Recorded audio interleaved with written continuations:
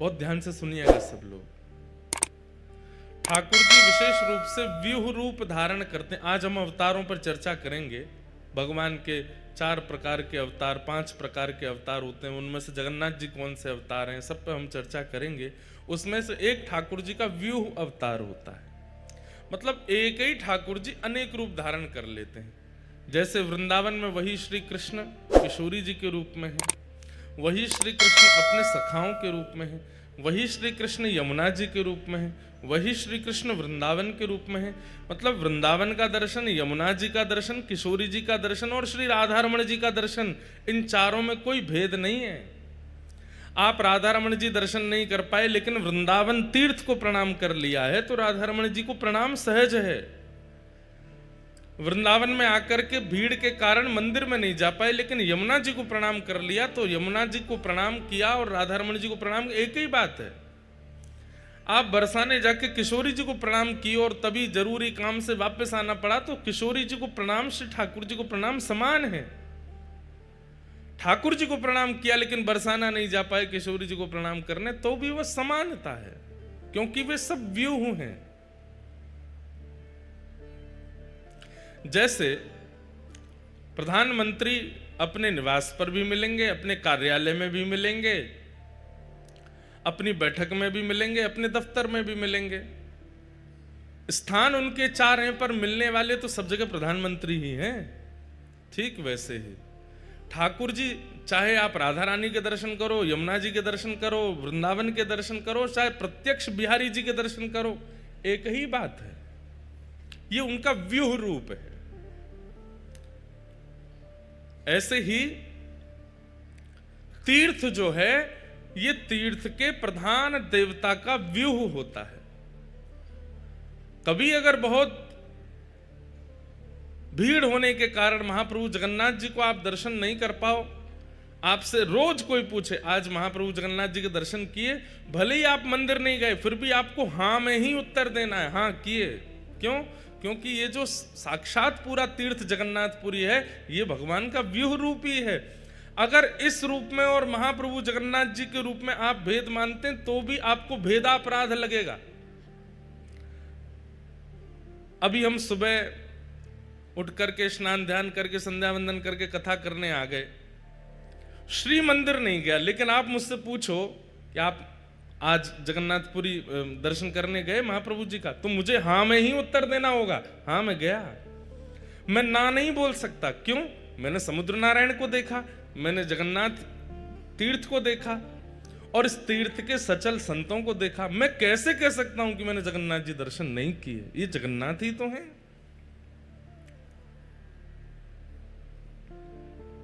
सीधी बात, दूध से दिया नहीं जलेगा, पर दूध में घी नहीं है ऐसा नहीं है। दूध में घी है, पर प्रकट करना पड़ता है। ऐसे ही ये तीर्थ हो या तीर्थ की नदियां हो, सरोवर हो, तालाब हो, पोखर हो या समुद्र हो, या तीर्थ निवास करने वाले संत हो, ये भगवान के व्यूह रूप हैं।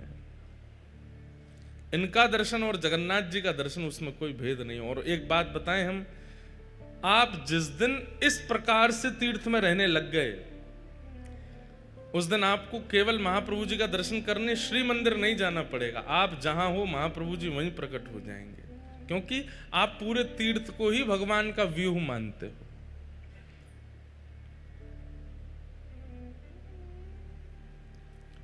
तो ऐसे हमारे सब संत जन कृपा करके पधारे हैं। श्री राधा वल्लभ मठ के पूज्य महंत श्री रामकृष्ण दास जी महाराज कृपा करके आज कथा में पधारे हैं। महाराज जी को बारंबार प्रणाम।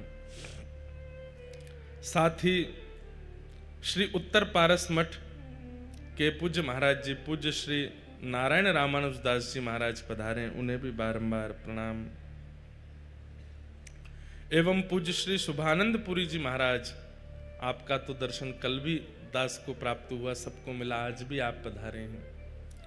हमारे श्री जीयर स्वामी मठ के पूजित श्री तिवारी जी महाराज भी आज कृपा करके पधारे हैं, जो हमारा दादा गुरु स्थान है। और एक बात आप सब लोगों को सुन करके आनंद होगा, आज बड़ी कृपा करके परम पूजनीय प्रातस्मरणीय हमारे पूज्य गुरुदेव भगवान पूज्य पिताजी महाराज भी वृंदावन से पधारे और आज थोड़ी देर में उनका भी दर्शन प्राप्त होगा, वे भी कथा में पधारेंगे। जिनकी कृपा से ये भक्ति पथ चल रहा है, जिनकी कृपा से हम आप सब लोग आज कथा का आनंद सुख और श्री गिरधर लाल जी की सेवा का रस ले रहे हैं, उस कथा का मूल स्रोत तो श्री जगन्नाथपुरी है। यहीं के श्री जीयर स्वामी मठ से हमारे पूज्य गुरुदेव भगवान पूज्य पिताजी महाराज आपकी दीक्षा हुई। परम पूजनीय प्रातस्मरणीय श्री गरुणध्वजाचार्य जी महाराज वर्तमान में श्री जीयर स्वामी मठ के पूज्य महाराज जी परम पूजनीय प्रातस्मरणीय बारंबार वंदन करते हैं, जिनको हम अत्यंत पिता तुल्य स्नेह दास को प्रदान करते हैं, पिता के रूप में बैठ के एक वात्सल्य प्रदान करते हैं। ऐसे परम पूजनीय प्रातस्मरणीय श्री इंदिरा रमणाचार्य जी महाराज जी को बारंबार स्मरण करते हैं, प्रणाम करते हैं। पूज्य पिताजी महाराज के एक प्रकार से गुरु भाई, तो ये सब कृपा है, यहीं से हमारी ये पूरी परंपरा आनंदित हो रही है। भैया गंगा भले ही बनारस को पवित्र कर रही है, गंगा भले ही प्रयागराज को पवित्र कर रही है, गंगा भले ही ऋषिकेश हरिद्वार को पवित्र कर रही है, पर मूल उद्गम तो गंगोत्री है ना। इसलिए गंगोत्री की महत्वता, गंगोत्री का प्रणाम अद्भुत है। ऐसे ही हमारी व्यासपीठ पूज्य पिताजी महाराज की व्यासपीठ आप सब लोगों को आनंदित कर रही है, भक्ति का प्रचार प्रसार एवं संचार कर रही है, पर उसका मूल प्रादुर्भाव तो जगन्नाथपुरी से है, श्री जीयर स्वामी मठ से है। वहां के हमारे पूज्य श्री तिवारी जी महाराज पधारे हैं, उन्हें बारंबार हम प्रणाम करते हैं। और हमारी शीतल दीक्षा तो पूज्य पिताजी महाराज ने की। जब प्रथम बार व्यासपीठ पर विराजमान होने वाले थे 20 जुलाई 2015, तो शंख चक्र व्यासपीठ पर बैठने से 2 घंटा पहले धारण हुए। तो पूज्य पिताजी महाराज अचानक ही उनका क्रम बना। हमारे रामानुज परंपरा में तिथि, बार, नक्षत्र और मुहूर्त देखने की आवश्यकता नहीं है भगवत शरणागति के लिए। आपकी जब इच्छा हो जाए और गुरुदेव की कृपा हो जाए तो आप दीक्षा ग्रहण कर सकते हो। हमारे पूज्य नाना जी बोले पिताजी से, बोले आज को दिन बहुत बढ़िया है, लाला पहली बार व्यासपीठ पर बैठे वारो है, आज से बढ़िया समय नहीं मिलेगा, श्री द्वारिका तीर्थ है, आप लाला को दीक्षा दो। और पूज्य गुरुदेव भगवान पिताजी महाराज ने हमें दीक्षा प्रदान की। शीतल दीक्षा पूज्य गुरुदेव भगवान ने दी। और इस बार आप सब लोगों के मध्य गुरु दीक्षा का क्रम करने से पूर्व तप्त दीक्षा, तप्त शंख चक्र हमें हमारी मूल गादी श्री तोताद्री मठ दक्षिण भारत के परम पूजनीय पूज्य महाराज श्री ने तप्त दीक्षा प्रदान की। अद्भुत है यह परंपरा। महाप्रभु जगन्नाथ जी ने भी श्री रामानुजाचार्य जी से सेवा ग्रहण की, सेवा स्वीकार की। ऐसे हमारे सब आचार्य चरण आज पधारे हैं, सबके चरणों में बारंबार प्रणाम करते हैं। मंच पर विराजमान सब विप्रदेव, सब गंधर्वजन और आप सभी श्रोता भाई बंधु मातृशक्ति, सबको जय श्री कृष्ण। हाँ, इतने धीरे बोलो कि बगल वाले को भी आवाज नहीं आवे। जय श्री कृष्ण। देखो आवाज तो है आप में, पर पता नहीं क्या सोते रहते हैं, जाने क्या। अरे उत्साह में रहिए। जय श्री कृष्ण, जय सिया राम, जय श्रीमन नारायण, जय जगन्नाथ। महाप्रभु जगन्नाथ जी बड़ी कृपा कर रहे हैं। कल एकादशी थी और कल श्री सुदर्शन भगवान जी की सन्निधि में महादीप का दर्शन हुआ।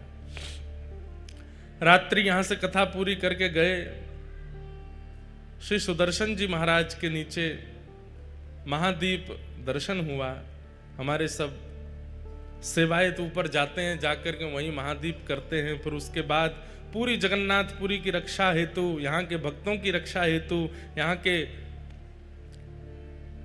गजपति महाराज राजा की रक्षा हेतु महाप्रभु जगन्नाथ जी से प्रार्थना करते हैं, सुदर्शन जी से प्रार्थना करते हैं। इतना सुंदर दर्शन हो रहा था कल रात्रि में।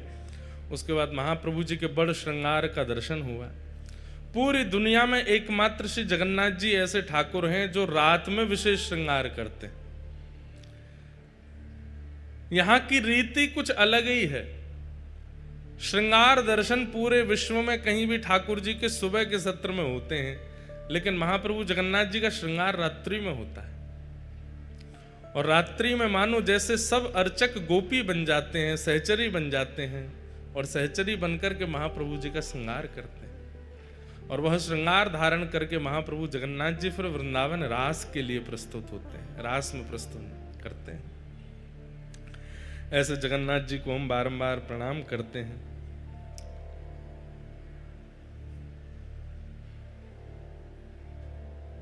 आज कथा का द्वितीय दिवस है।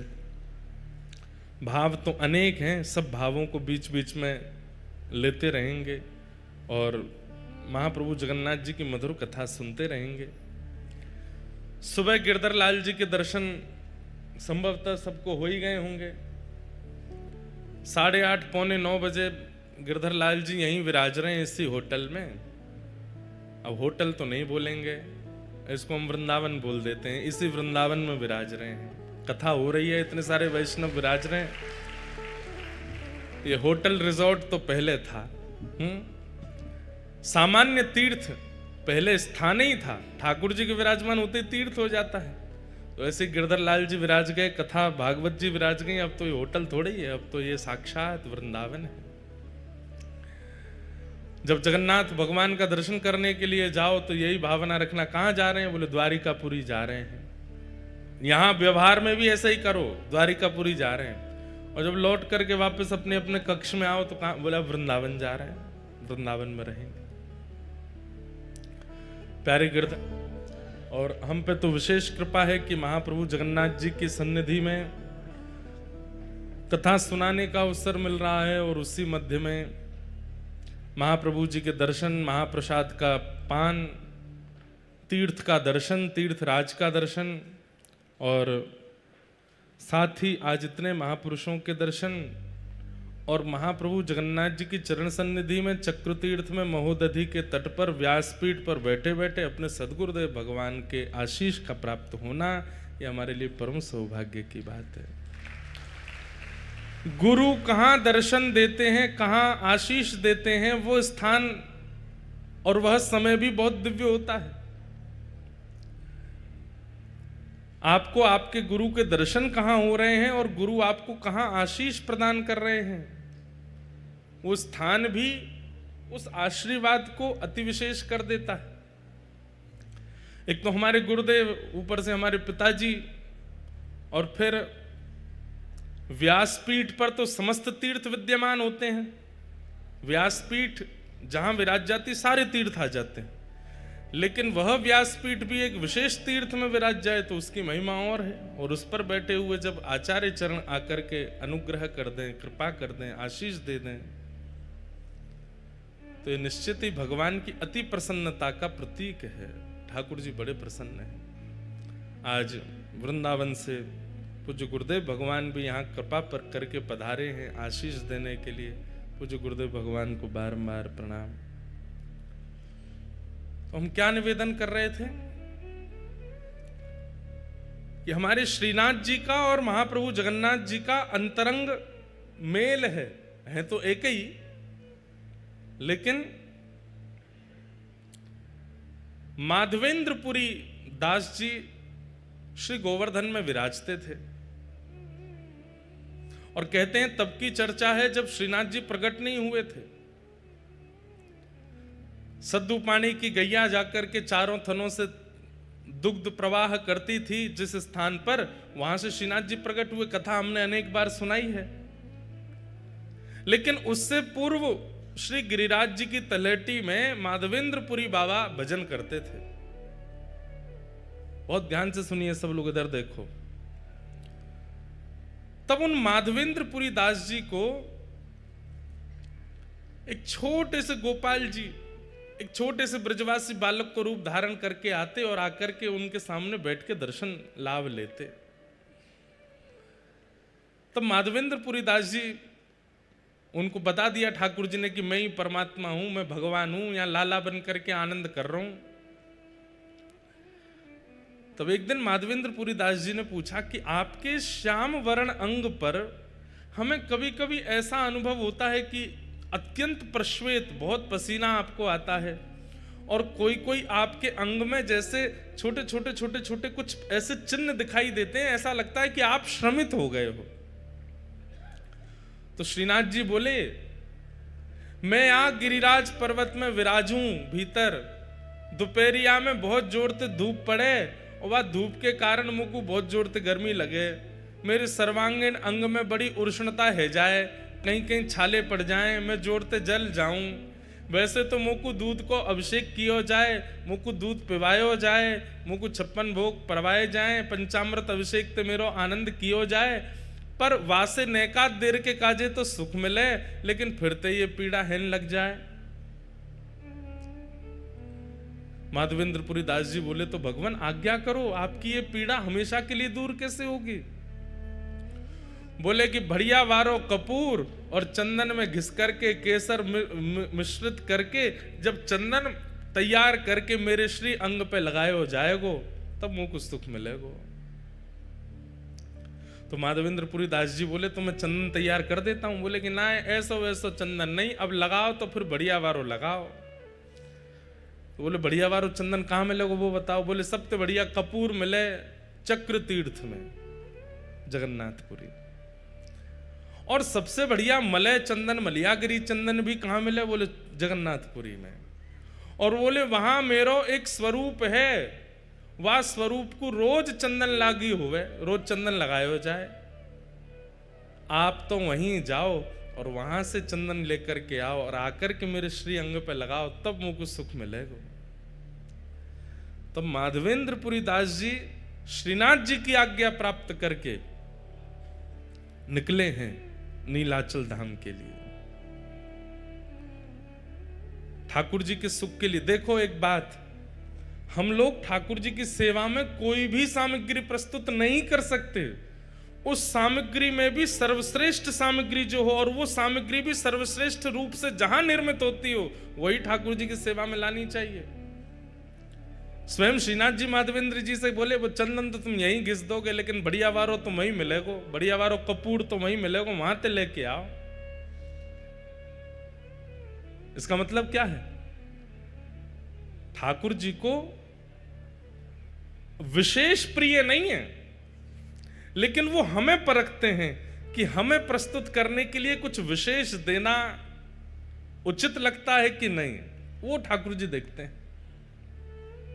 अब चंदन यात्रा पे आप अपने घर पे चंदन घिस के लगा दो ठाकुर जी को, ठाकुर जी कहेंगे ठीक है, काम चलाओ तो कर ही दियो काम, लेकिन आप पूरी उसकी व्यवस्था करो, वहां से जल मंगा रहे हैं, वहां से कपूर मंगा रहे हैं, वहां से केसर मंगवा रहे हैं, 4 आदमियों को भेज के कर रहे हैं, स्वयं जाकर के कर रहे हैं, उससे ठाकुर जी और ज्यादा प्रसन्न होते हैं। देखो मेरे सुख के काजे कितना श्रम कर रहे हो।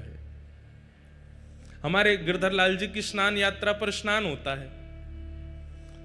अब स्नान यात्रा, स्नान कराना है, टोंटी का जल भरो, करा दो स्नान, उसमें थोड़ा केसर आदि डाल दो, करा दो स्नान। नहीं, हम हमारे सब वैष्णव, सब हमारे जितने मित्र परिकर हैं, जितने हमारे पंडित जी, सबके साथ अवसर होगा, कथा नहीं है तो स्वयं जाएंगे। कहाँ? उत्तराखंड। उत्तराखंड में श्री यमुना जी सबसे पहले पृथ्वी पर जहां आती हैं, उस स्थान का नाम है कटा पत्थर। कटा पत्थर में जाएंगे उत्तराखंड में, वहां से स्नान करके विधि पूर्वक प्रत्येक कलश का पूजन करेंगे, कलश का पूजन करके फिर वहां से शुद्ध यमुना जी का जल, क्रिस्टल वाटर, बिल्कुल दिख जाए नीचे तक महाराज, वहां से यमुना जी लाएंगे। और फिर उन यमुना जी को वृंदावन ला करके फिर वृंदावन में जो यमुना जी हैं उनको बढ़िया क्योंकि वृंदावन में यमुना जी तो पूरी सब अपवित्र कर दी लोगों ने, तो 2-4 कपड़े की परत लगा के उन यमुना जी को भरेंगे, फिर वो यमुना जल कटा पत्थर वाले जल में थोड़ा थोड़ा मिला देंगे, तो फिर भाव हो जाएगा यमुना तट का, वृंदावन तट का यमुना जल। फिर उससे ठाकुर जी को स्नान कराते हैं। रात भर मटकों में भर के रखते हैं, ठंडा बिल्कुल शीतल जल हो जाता है। फिर उन जलों में किसी में पुष्प, किसी में सुगंधी, किसी में अष्टगंधा, किसी में कुछ, सब मिला करके फिर ठाकुर जी को स्नान कराते हैं। अब स्नान ही तो कराना है, करा दो ऐसे ही नहीं। मैंने एक बात कथा में कही है कि भक्ति में ठाकुर जी प्रस्तुतिकरण देखते हैं कि आपकी प्रस्तुति कैसी है। उठाए कर दिया, उठाए भोग लगा दिया, थाली में लाए सामने धर दिया कर। ठाकुर जी भी ऐसे फिर पाते नहीं है, बोले कि बेमनते तू करे, मैं काहे को पावे आऊं। लेकिन जब ठाकुर जी देखते हैं कि बड़े प्रयास करता है, बड़ा श्रम करता है, बड़ा परिश्रम करता है, मनोबुद्धि लगन से लगता है, ठाकुर जी आते हैं स्वीकार करने। इसलिए कभी भी उत्सव कीजिए, उस उत्सव को काम चलाओ मत कीजिए, या तो करिए मत, और करो तो फिर उसमें इतना लगन से करो, इतनी विशेषता प्रकट कर दो। आप कहेंगे महाराज जी आपने जितने क्रम बताए वो तो धनवानों के हैं, धनवान ही कर सकते हैं ये सब, और जिन पर धन नहीं हो वो क्या करें। भाई कर्मा भाई कोई धनवान तो नहीं है, हमारे सद्दू पाणे कोई धनवान तो नहीं है, धन्ना जाट धनवान तो नहीं है, पर वो धनवान ना होते हुए भी ऐसी क्रिया प्रस्तुत करते हैं कि वह क्रिया में धनवान से भी ज्यादा लगन का दर्शन होता है, और ठाकुर जी आते हैं स्वीकार करने। धन्ना जाट की कथा में हम लोग सुनते हैं कि उनको सामान्य पत्थर शालिग्राम भगवान के रूप में एक संत दे गए। तो धन्ना जी रोज अपनी मां से कहते, मैया मुझे चंदन दिलवा दो, मुझे रोली दिलवा दो, मुझे इत्र दिलवा दो, ठाकुर जी की सेवा करनी है। माँ मना करती, नहीं दिलवाती। तो फिर धन्ना जी ने क्या किया, बाहर गए और रोली जैसे दिखने वाले पत्थर लेकर के आए, उनको बढ़िया घिसते हैं, और घिसते घिसते लाल रोली बन जाती है। फिर ठाकुर जी के सामने जाके भावना कर देते हैं, ठाकुर जी मुझ पर धन तो इतना नहीं है कि मैं रोली लाऊं, चंदन लाऊं, इसलिए ये रोली जैसा ही रंग है इसका, आप इसको स्वीकार करो। और प्रेम से लेकर के जब पधराते, ठाकुर जी प्रसन्न होते हैं उनके भाव से। भावना में तो व्यस्त है ना, भले ही धन का व्यय ना करता हो। तो माधवेंद्रपुरी दास जी को श्रीनाथ जी ने आज्ञा की कि आप जगन्नाथपुरी जाओ, वहां से कपूर चंदन लेकर के आओ, वो घिस करके लगाओगे तब मुझे सुख मिलेगा। माधवेंद्रपुरी दास जी निकल पड़े, चलते चलते बालासुर पहुंचे, वहीं पर खीर चोरा गोपीनाथ, इनका पहले नाम केवल गोपीनाथ ही था। खीर चोरा तो माधवेंद्रपुरी दास जी के आने के बाद पड़ गया, पहले इनका नाम केवल, और खीर भी नहीं, उनको बोलते क्षीर चोरा। दूध को क्षीर कहा जाता है, इसलिए भगवान किस में विराजते हैं, क्षीर सागर।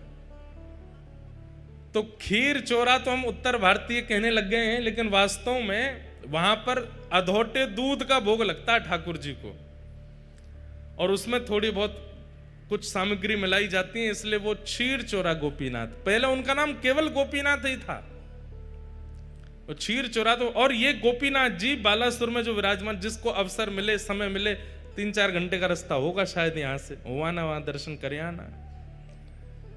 हमने आज तक दर्शन नहीं किए, पर हमने क्षीर चोरा गोपीनाथ जी कथा खूब सुनाई है, चित्र में दर्शन किए हैं, वहां का प्रसाद भी पाया है, पर दर्शन का अवसर अभी तक नहीं मिला। ये गोपीनाथ जी, क्षीर चोरा गोपीनाथ, ये गोपीनाथ जी सामान्य नहीं है। ये गोपीनाथ जी का स्वरूप स्वयं श्री राम जी के द्वारा निर्मित किया गया है, ये क्षीर चोरा गोपीनाथ। कैसे? जब प्रभु श्री राम वनवास कर रहे थे, तो कभी कभी लक्ष्मण जी को ज्ञान उपदेश करते थे, सीता जी से बैठ करके कुछ मधुर चर्चाएं करते थे। तो सीता जी बीच बीच में कभी कभी राम जी से बोलती, सब लोग इधर देखो, ध्यान से सुनो।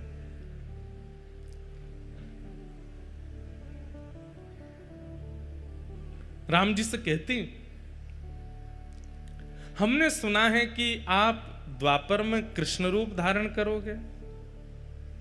तो राम जी कहते हैं, हाँ कृष्ण रूप तो धारण करेंगे, और हमने ये भी सुना है कि आपके समस्त अवतारों में अत्यधिक सुंदर अवतार आपका जो होगा वो कृष्णावतार होगा। जिसके रूप को देख करके असंख्य गोपियां, असंख्य ब्रजवासी गण जहां से भी आप गुजरेंगे सब आप पर न्योछावर हो जाएंगे, ऐसा आपका रूप होगा, मैंने सुना है। तो राम जी बोले अब ये तो प्रभु जाने, राम जी भी कोई कम सुंदर थोड़े ही है। वर्णन आता है कि राम जी जब वनवास करते हैं तो वनवास करते समय वहां के संत जन, वहां के निवासी जन, उनके पास राम जी सामग्री लेने के लिए जाते हैं। वैसे तो सामग्री सब प्रस्तुत राम जी के पास हो जाती है, लेकिन कभी कभी सामग्री प्रस्तुत नहीं होती तो राम जी जाते हैं और जाकर के कहते हैं कि हमें प्रसाद सिद्ध करना है, आदि हमें ये सामग्री दे दो। तो सूखी सामग्री, पक्की सामग्री, जो भी सामग्री देते हैं। अब उस काल में कोई बड़े बड़े व्यापारी तो होते नहीं थे, सब लोग सामग्री व्यय करते थे, उसका जो धन मिलता था उससे घर चलता था। अब राम जी जब, वो तो वनवासी हैं, उन पर धन तो होता नहीं था, तो सब सामग्री लेते थे। तो सामग्री लेने वाले, अब देने वाले को क्या दें? राम जी के पास कोई मुद्राएं तो है नहीं, तो कहते हैं कि राम जी प्रेम से मुस्कुरा जाते हैं, और जैसे ही राम जी प्रसन्न मुद्रा में मुस्कुराते हैं तो जो सामग्री देने वाले होते हैं वो कहते हैं कि हमको दक्षिणा मिल गई, आप तो सामग्री ले जाओ, आप तो बस मुस्कुरा दिया करो। आप खुश हो जाते हैं, आप हंस जाते हैं, आप थोड़े प्रसन्न मुद्रा में हमको देख लेते हैं, हमको लगता है कि हमें सर्वस्व मिल गया। तो राम जी भी कोई कम सुंदर तो नहीं है, एक ही रूप हैं दोनों। लेकिन कृष्ण थोड़े चंचल ज्यादा है ना, इसलिए उनकी रूप माधुरी अद्भुत है। तो सीता जी बोली द्वापर में आप कृष्णावतार धारण करेंगे और हमने सुना है कि वो कृष्ण स्वरूप बड़ा सुंदर होगा। राम जी बोले अब कोई कम सुंदर है हम? बोले नहीं, सुंदर तो आप अभी भी बहुत हो, पर हमें लगता है कि अभी आप इतने सुंदर हो तो कृष्णावतार में और सुंदर, इससे सुंदर और क्या होगा? आप हमें दर्शन करा दीजिए ना। तो राम जी बोले ठीक है, समय मिलेगा तो मैं दर्शन कराऊंगा। तो फिर राम जी नित्य जाते, एक गुफा में एक शिला है और उस शिला को अपने बाण से ही ठाकुर जी छेद छेद करके अपने द्वापर में प्रकट होने वाले रूप का निर्माण कर रहे हैं, स्वयं राम जी। आहा, कोई मूर्तिकार ठाकुर जी का रूप बनाता है समझ में आती है, पर स्वयं ठाकुर जी ही अपनी मूर्ति बना रहे हैं, ये कितनी अद्भुतता है। हमारे चित्र बना के कितने सारे बालक लाते हैं, पर अपना चित्र बनाने की कभी मन में सोची भी नहीं। और कोई व्यक्ति अपना चित्र क्यों बनाएगा? लेकिन यहां श्री राघव जी अपना चित्र बना रहे हैं। ऐसे नेत्र हैं, ऐसे कान हैं, ऐसी नासिका है, ऐसे अधर हैं, जैसे हैं बिल्कुल वैसे बना रहे हैं। ऐसी ठोड़ी है और बड़ी लगन के साथ अपने सर्वांगीण रूप को निर्माण कर रहे हैं, जो अभी प्रकट हुआ ही नहीं है, द्वापर में होगा। उस रूप को त्रेता में प्रकट कर रहे हैं राघव जी। किस लिए? सीता जी को दर्शन कराना है। और नित्य शाम तक निर्माण करते और फिर घास फूस से ढक करके राम जी चले जाते। सीता जी प्रश्न करके खुद ही भूल गई कि उन्होंने दर्शन की अभिलाषा की है, और वो ये सोचने लगी कि राम जी दोपहर में गायब होते हैं, रात्रि में आते हैं, जाते कहां हैं, और ये पूरा दिन करते क्या हैं। एक दिन सीता जी के मन में आई कि मैं चुप के देखूंगी ये कहां जाते हैं।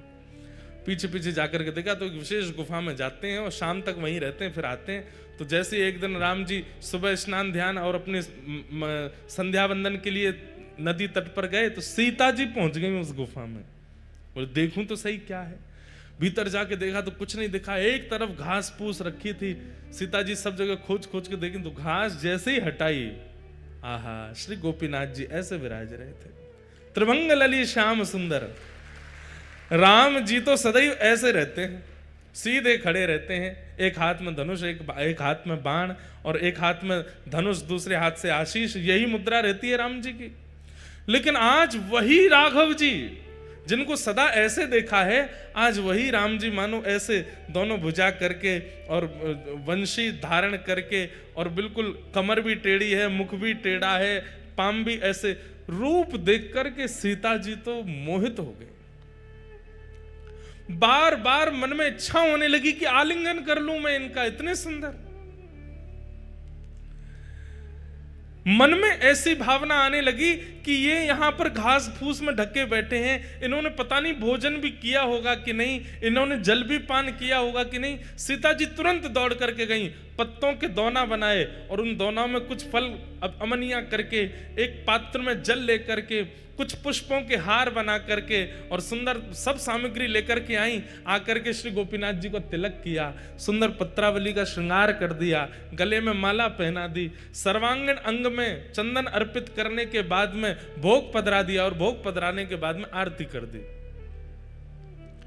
इतने में समय हो गया राम जी के आने का। राम जी जैसे ही आए, आकर के देखा कि यहाँ तो सीता जी नाच रही हैं मगन होकर के गोपीनाथ जी के आगे। राम जी बोले, देवी ये आपने क्या कर दिया? अरे ये देखो कितने सुंदर हैं, हमें तो आपने सारे तीर्थों में सब स्थान देवताओं के दर्शन कराए, इन देवता का दर्शन क्यों नहीं कराया हमको? ये बेचारे घास फूस में ढके रखे थे, हमने इनका भोग लगा दिया, माला पहना दी, चंदन पधरा दिया। राम जी बोले, देवी ये कोई स्थान देवता नहीं थे। तो आपने हमसे जिज्ञासा की थी कि द्वापर के रूप का दर्शन कराओ, तो मैं अपने हाथ से ही अपना रूप बनाना था, ये मेरे द्वापर का स्वरूप है। सीता जी बोली, ये आपके द्वापर का स्वरूप है? बोले जी यही श्री कृष्ण है। सीता जी तो भाव विह्वल हो गए, बोले कि आप वचन दीजिए। बोले क्या? आप अकेले नहीं आएंगे द्वापर में, द्वापर में एक रूप से तो मैं लक्ष्मी ही आपकी परांबा जगदम्बा रुक्मणी बनकर के आऊंगी, पर इस रूप का आस्वादन करने के लिए आपको मुझे पूर्व में भी बुलाना पड़ेगा। उसमें मैं केवल आपको देखूंगी, आपका प्रेम स्वीकार करूंगी, आपको देखकर के नृत्य करूंगी, आपको देखकर बस मेरी एक ही क्रिया होगी, ना भोजन करना, ना जलपान करना, ना शयन करना, केवल आपको देखना। तब राम जी बोले, ठीक है, आप ही साक्षात किशोरी जी के रूप में प्रकट हो जाना, श्री राधा रानी बनकर के आ जाना और मेरे रूप लावण्य का खूब सुख लेना। लेकिन देवी तुमने इनका तिलक क्यों कर दिया, इनको माला क्यों पहना दी, इनको? बोले क्यों? अभी ये पूरे बने नहीं है, अभी मुझे और निर्माण करना है, अभी ये पूर्ण रूप से सिद्ध नहीं हुए, अभी थोड़ी बहुत। तो सीता जी बोली ये इतने सुंदर हमारे प्राण हरण कर रहे हैं, इससे भी अधिक आपको इनको बनाना है तो इनको अधूरा ही रहने दो, फिर तो हम इससे अधिक जो विशेष रूप है वो तो द्वापर में ही देखूंगी मैं, क्योंकि इनको देख करके जब मेरा मन इतना आनंदित हो रहा है तो फिर पूर्ण रूप कैसा होगा। वही श्री राघव जी के द्वारा निर्मित शिला पर जो ठाकुर जी का स्वरूप है, वही बालास्वर में श्री गोपीनाथ जी के रूप में विराजमान है, जिन्हें क्षीर चोरा गोपीनाथ कहते हैं। पर वो क्षीर चोरा कब बने? जब माधवेंद्रपुरी दास व्रजमंडल से आ रहे हैं जगन्नाथपुरी चंदन लेने के लिए। बीच में जैसे ही गोपीनाथ जी का मंदिर पड़ा, माधवेंद्रपुरी दास जी पहुंच गए, जाकर के आहा भुजा उठा करके नृत्य कर रहे हैं, नृत्य कर करके गा रहे हैं, गोपीनाथ जी का दर्शन करके आनंदित हो रहे हैं। नित्य 11-12 सकोरों में, मिट्टी के पात्रों में ठाकुर जी को क्षीर का भोग लगाया जाता है और वही भोग सारे दर्शनार्थियों को बांटा जाता है। लेकिन माधवेंद्र जी अकिंचन दूर खड़े थे, सब में बट गया, लेकिन माधवेंद्र जी को नहीं प्राप्त हो पाया। आप 3-4 दिन से भूखे प्यासे और थे और आपका एक स्वभाव और था। माधवेंद्र संतों के भी अपने अपने स्वभाव होते हैं, जैसे कई संतों का नियम होता है, हमारे वृंदावन में आज भी हैं, जो भिक्षा याटन करते हैं, जो मधुकरी मांगने के लिए जाते हैं, उनका समय है, वो इतनी देर ही आपके द्वार पर रहेंगे, ना तो आपको बुलाएंगे ना डोरबेल बजाएंगे, बस आपके द्वार पर खड़े होकर मंजीरा लेकर के कीर्तन करेंगे। आपने सुन लिया तो दौड़ के जाओ और जो भी मधुकरी है ला करके उनको दे दो। यो नहीं कि बैल पे बैल बजाए जा रहे हैं, गेट खटखटा रहे हैं, अरे जल्दी लाओ भिक्षा लेकर के आओ हमको दे दो। ब्रज में ऐसे संत नहीं रहते, ब्रज में क्या है, मंजीरा लेकर के जाएंगे, आपके द्वार पर खड़े होकर के हरे कृष्ण हरे राम या राधे कृष्ण राधे श्याम, जो कीर्तन प्रिय लगेगा वो कीर्तन करेंगे। उसका भी उनका समय बंधा हुआ है, 3 मिनट 4 मिनट 5 मिनट। उतनी देर ही कीर्तन करेंगे, उतनी देर में आपने कुछ दे दिया तो ठीक, नहीं तो भूखे ही चले जाएंगे और जाकर के भूखे ही सो जाएंगे, मांगेंगे नहीं। इसलिए ब्रज की कई माताएं हमारे घर पे भी संत जन पधारते हैं, बगल में ही भागवत निवास करके स्थान है, वहां के महापुरुष पधारते हैं, तो वे भी आकर के द्वार पर खड़े हो जाएंगे। आपको पता चल जाए तो भिक्षा दे दो, नहीं तो चले जाएंगे। और उनका टाइम फिक्स है 6:15, तो मतलब 6:15 बजे ही आएंगे। हमारी माताजी अगर स्वयं रहती हैं तो स्वयं पहले ही बना करके दे आती हैं, और नहीं रहती हैं तो जो घर पर रहेगा उसको सारे काम बाद में बताएंगी, ये कमरा देख लेना, वो ये सब बाद में, सबसे पहले बताएंगे शाम को 6:15 बजे वो भागवत निवास के महाराज जी आएंगे, उनके लिए इतनी रोटी दाल चावल सब तैयार करके मधुकरी उनको दे देना। और कई बार हमने देखा कि जब घर लौट के जाते हैं, पूज्य पिताजी भी अनुभव करते हैं, तो माता जी सबसे पहले पूछेंगी बाबा आए शाम को, मधुकरी दई? और वो सामने जो घर पे रुके वो अगर के अरे मैया कल तो हम लेट हो गए, बाबा चले गए, तो माँ इतनी उदास हो जाती है कि बेचारे बाबा कल मधुकरी नहीं पाए होंगे। ऐसे मधुकरी पाकर के हमारे व्रज में संत रहते हैं।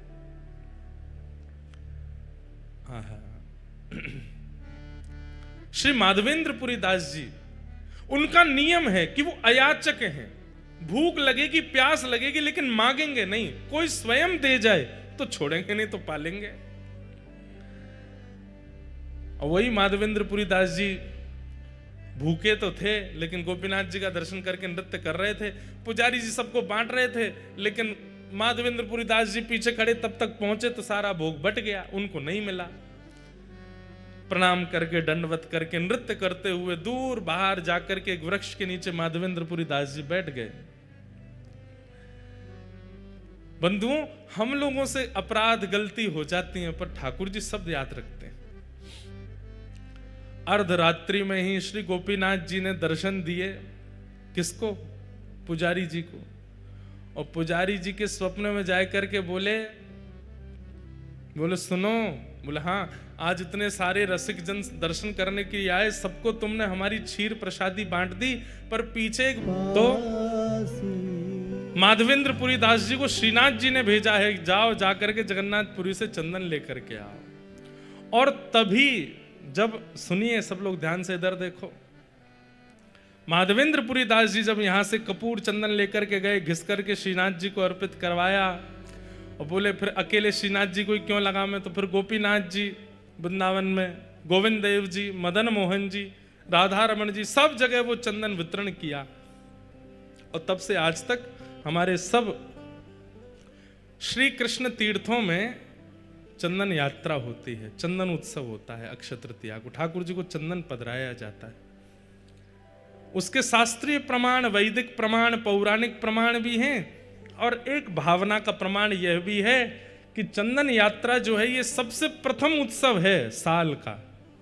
चैत्र में हमारी नए साल का प्रारंभ होता है, सबसे पहला उत्सव अक्षय तृतीया आती है।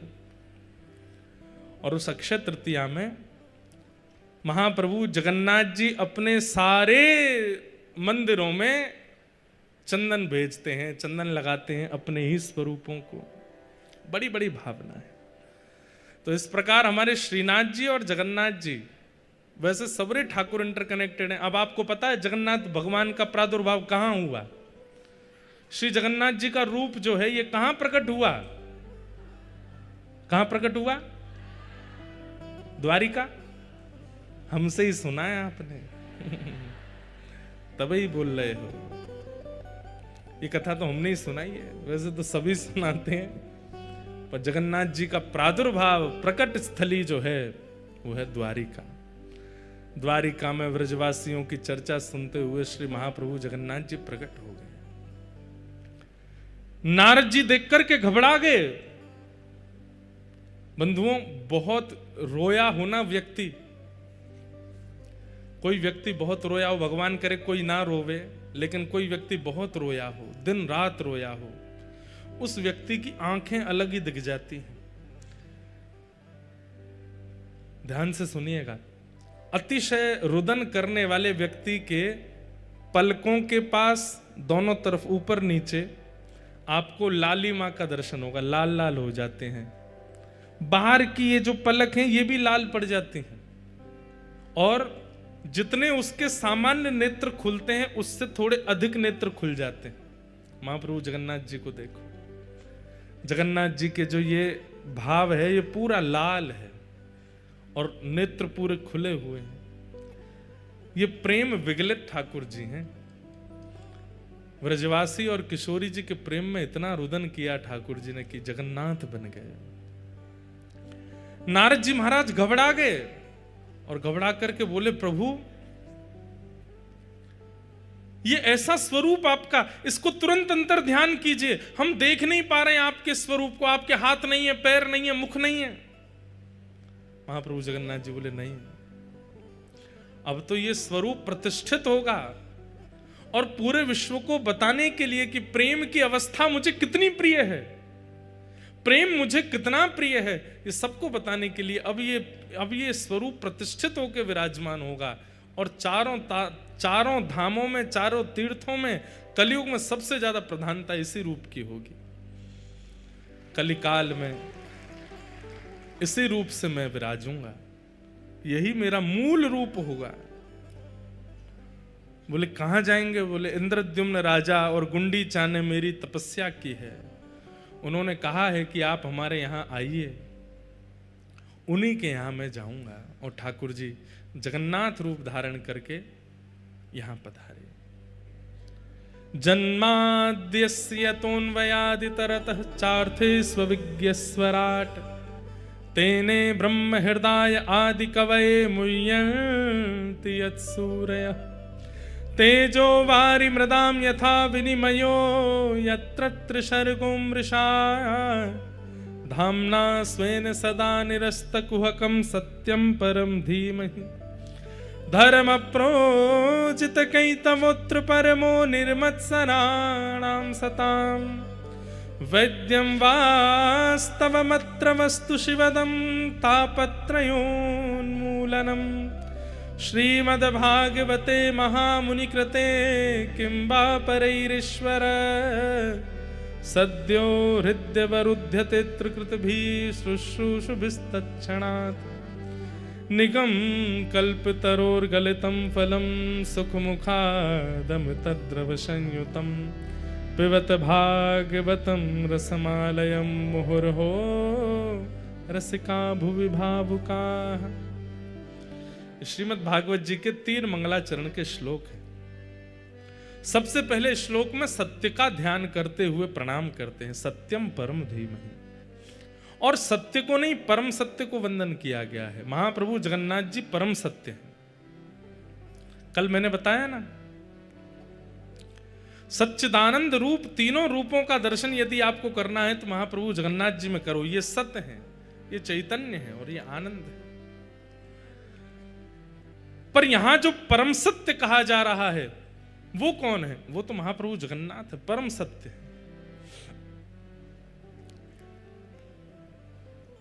ऐसे परम सत्य श्री महाप्रभु जगन्नाथ जी को हम प्रणाम करते हैं, वंदन करते हैं। एकमात्र ऐसे ठाकुर हैं, भक्त वत्सल ठाकुर हैं, जो पूरे ब्रह्मांड में एकमात्र ऐसे ठाकुर जी हैं जो स्वयं निकल करके आते हैं और पूरे जनमानस को दर्शन देते हैं, सबको दर्शन देते हैं। कोविड आ गया, पूरी दुनिया की व्यवस्थाएं बदल गई, लेकिन महाप्रभु जगन्नाथ जी का तब भी दर्शन हुआ। बंधुओं, 5 प्रकार के अवतार होते हैं। पहले अवतार, वैसे तो 24 अवतार आदि सब हैं, पर भगवान 5 प्रकार से आते हैं। ठाकुर जी का पहला अवतार है परावतार। परावतार का मतलब होता है सर्वव्यापकता। परावतार, इस माइक में भी ठाकुर जी हैं, इस वायु में भी ठाकुर जी हैं, इस पंडाल में भी ठाकुर जी हैं, इन सामने आर्टिफिशियल इन पुष्पों में भी ठाकुर जी हैं, माइक में भी ठाकुर जी हैं, आप में भी ठाकुर जी हैं, हम में भी ठाकुर जी हैं। एक बात कहें, ये परा अवतार जो है इसको पूरी दुनिया मानती है, चाहे वो ईसाई हो, चाहे वो मुस्लिम हो, चाहे वो कोई भी हो। परा अवतार ठाकुर जी का सब मानते हैं। ईसाई भी मानते हैं, मुस्लिम भी मानते हैं, बौद्ध भी मानते हैं, सब मानते हैं क्या? भगवान सब जगह है। परा अवतार की व्याख्या और कहीं थी ही नहीं, केवल सनातन धर्म में थी कि परा अवतार भगवान सर्वव्यापक है। ईश्वरः सर्वभूतानां हृदय से अर्जुन तिष्ठति।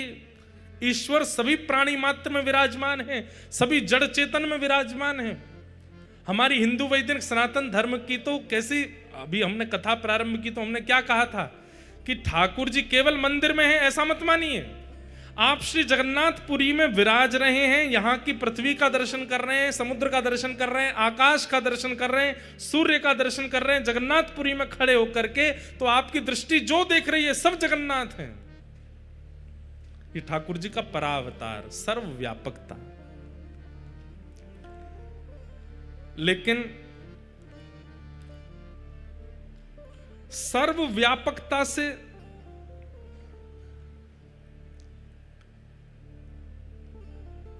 कई अविश्वासी जीवों को सुख नहीं मिलता। ठाकुर जी सर्वत्र हैं, हरि व्यापक सर्वत्र समाना, सर्वत्र व्यापकता है उनकी। लेकिन कई लोगों को विश्वास प्रतिष्ठित करने के लिए सर्वव्यापकता कहने मात्र से काम नहीं चलेगा। ये बात मानने की हो सकती है कि ठाकुर जी सर्वव्यापक हैं, लेकिन कई बार हम मानव है ना, हम लोगों के चित्त में दोष बहुत जल्दी आ जाते हैं। सर्वव्यापकता ठाकुर जी की है तो फिर किसी को पाप करना ही नहीं चाहिए था। बहुत ध्यान से सुनिएगा, ठाकुर जी सब जगह हैं तो फिर दुनिया में पाप होने ही नहीं चाहिए। सबको ये बात लगनी चाहिए, पता होनी चाहिए ठाकुर जी देख रहे हैं, ठाकुर जी यहां भी तो हैं, यहां भी तो बैठे, लेकिन फिर भी व्यक्ति पाप क्यों कर देता है? क्योंकि उसके अंदर ये बात पूर्ण रूपेण प्रतिष्ठित नहीं है कि ठाकुर जी सर्वव्यापक हैं। ठाकुर जी का प्रथम अवतार है परावतार। इसलिए ठाकुर जी परावतार से एक और अवतार धारण करते हैं, जिससे लोगों के मन में थोड़ी ये तो भावना आ जाए कि भाई यहां ठाकुर जी तो बैठे ही हैं, यहां मुझे कुछ नहीं करना। और उस अवतार का नाम है विभव अवतार। तो विभव अवतार ठाकुर जी के कौन से हैं? राम अवतार, कृष्ण अवतार, परशुराम अवतार, कूर्म अवतार, कच्छप अवतार, नृसिंह अवतार, वराह अवतार। इन अवतारों में रूप धारण करके ठाकुर जी ने परा अवतार की पुष्टि कर दी। अच्छा, तुम नहीं मानते सब जगह भगवान है, तो लो मैं खंभ से प्रकट होकर के दिखा देता हूं कि मैं यहां भी हूं। तुम सब जगह मेरी व्यापकता नहीं मानते, तो लो मैं कछुए में आकर के तुम्हें बता दूंगा कि इसमें भी मैं हूं। तुम सब जगह मेरी व्यापकता नहीं मानते, तो अत्यंत जिसको अलग माना जाता है, जिसको कोई छूता भी नहीं है, ऐसे वराह के रूप में भगवान प्रकट हो गए। बोले लो तुम जिसको छूते तक नहीं हो उसमें भी मैं हूं। ठाकुर जी ने विभव अवतार धारण कर लिया। परावतार सब जगह भगवान, परा में विभव बन करके ठाकुर जी सब जगह प्रकट होने लगे। लोगों के अंदर और विश्वास बढ़ने लगा। लेकिन विश्वास कहां तक सीमित रह गया? अयोध्या में राम जी हैं, वृंदावन में कृष्ण हैं, जगन्नाथपुरी उड़ीसा में जगन्नाथ हैं, द्वारिका में द्वारिकाधीश हैं, दक्षिण में रंगनाथ हैं, तब भी सर्वव्यापकता नहीं हो रही थी।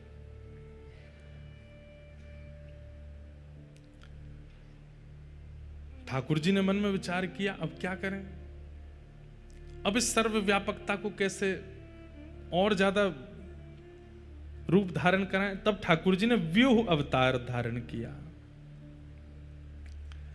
व्यूह अवतार का अभिप्राय, ठाकुर जी एक से अनेक बन जाते हैं।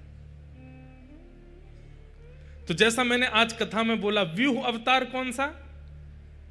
महाप्रभु जगन्नाथ जी भी जगन्नाथ हैं, वो तो जगन्नाथ हैं ही, उनका मंदिर भी जगन्नाथ है।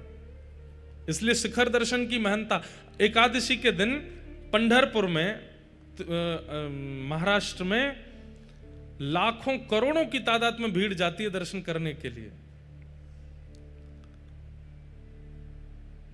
सब लोगों को तो भीतर जाने का अवसर नहीं मिल पाता। लाइन भी अगर लगा देंगे कि लाइन से सब लोग जाओ, तो एकादशी निकल जाएगी, उसके बाद में कईयों को दर्शन होंगे। और वो आए तो थे कि एकादशी तिथि पे ही दर्शन करना है, तो फिर वहां के संतों ने, रसिकों ने पंढरपुर की प्रणालिका में यह व्यक्त कर दिया कि पंढरपुर में एकादशी के दिन ठाकुर जी मंदिर में हैं ही नहीं। तो बोले कहां है? शिखर पर बैठे हैं। शिखर पर बैठ करके ध्वजा रूप में सबको दर्शन देते हैं। इसलिए लाखों करोड़ों, वहां बोलते हैं वारी जाती है, और वो वारी चारों तरफ मंदिर के भ्रमण करते हुए केवल ध्वजा जी का दर्शन करती है, और ध्वजा दर्शन को ही श्री पंढरीनाथ दर्शन माना जाता है। केवल पंढरपुर में ऐसा नहीं है, पूरे विश्व में ऐसा ही है कि ध्वजा और शिखर साक्षात परमात्मा है। कोई व्यक्ति अत्यंत वीवीआईपी बनकर के आया और शिखर देखे ही नहीं, सीधे मंदिर में ही घुस गया और ठाकुर जी के दर्शन करके प्रस्थान कर गया, उसका दर्शन अधूरा माना जाएगा, क्योंकि उसने मूल तो दर्शन किया ही नहीं। ठाकुर जी का शिखर मूल है। एक प्रकार से कह दें तो क्या है? मेरे अंदर आत्मा है, मेरे अंदर मन है, मेरे अंदर बुद्धि है। अब आपकी इच्छा क्या है? मैं तो इसके मन से ही मिलूंगा, मैं तो इसकी बुद्धि से ही मिलूंगा, मैं तो इसकी आत्मा से ही मिलूंगा, बाहर वाले से मेरा कोई अभिप्राय नहीं। ऐसा नहीं होता, बल्कि सामान्य संसार में तो ऐसा है कि बाहर वाले शरीर से ही सारे संबंध होते हैं, अंदर वाले को तो हम पहचान ही नहीं पाते। उल्टा होना चाहिए। मंदिर में भीतर वाले का दर्शन बाद में, बाहर वाले का दर्शन पहले। और संसार में व्यक्ति के भीतर पहले झांको, बाहर वाले से ज्यादा आकर्षण मत रखो। हम शरीर पर, रूप पर, रंग पर ज्यादा आकृष्ट हो जाते हैं, उसके हृदय का दर्शन नहीं कर पाते। मंदिर में भीतर दर्शन मिल